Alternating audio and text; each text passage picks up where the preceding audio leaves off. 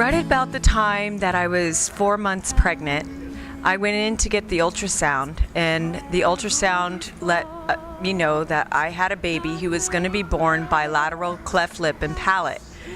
This was 2 days before my wedding. And what I did with that information is I stuffed it away and I went into action because I had to, of course, plan a wedding. And that's what I normally do. I don't allow the emotions.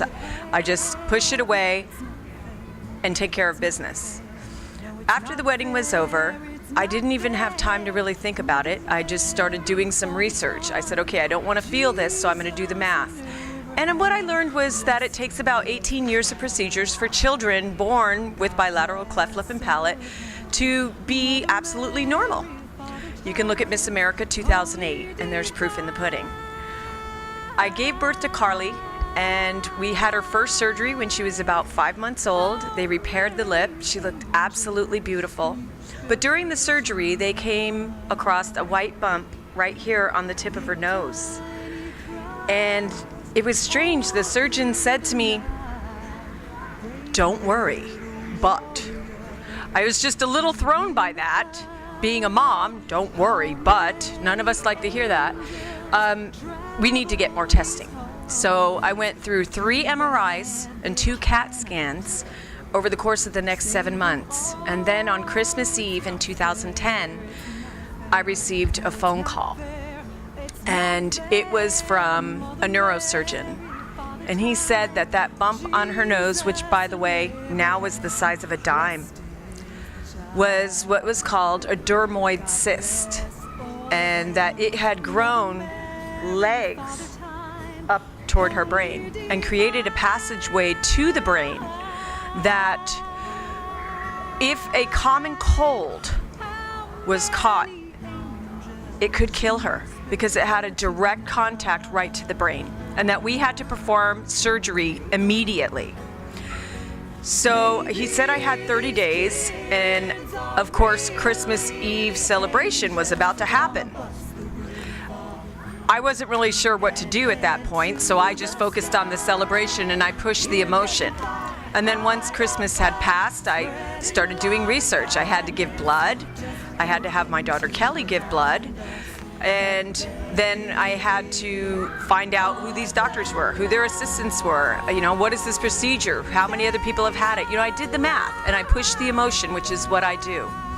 And on January 25th, I walked into the Children's Hospital in San Diego, and knowing everything about the procedure and what was about to happen, I just handed my baby right over to the surgeons, and they took her and they walked through the doors, and then panic struck.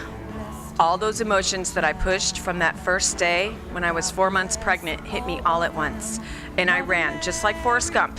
I went running. I ran out of the hospital, I ran down the street, probably 2 to 3 blocks, ran through a parking garage, and I got into my car and I just opened my mouth and I screamed as loud as I could. And then I took in a deep breath and I screamed again, but time froze.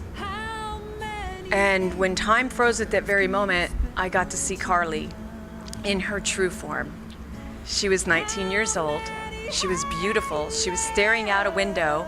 She had her hand on her chin. She had a big butt, which I don't have one, but she did have freckles, which she doesn't have them now. In my vision, she was a freckle-faced woman. She was fully grown and she was perfect.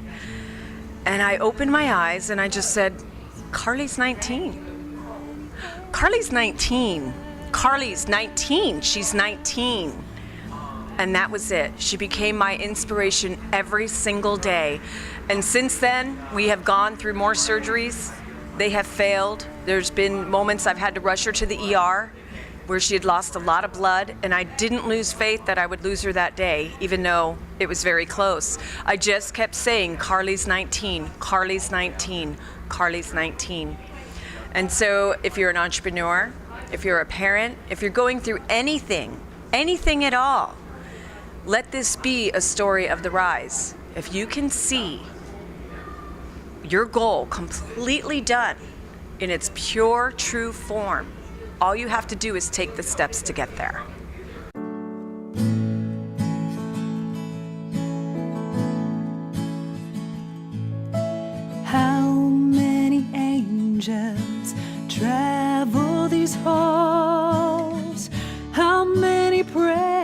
prayers pass through these walls, if tears were collected from the moms and the dads, how many buckets of water would you have?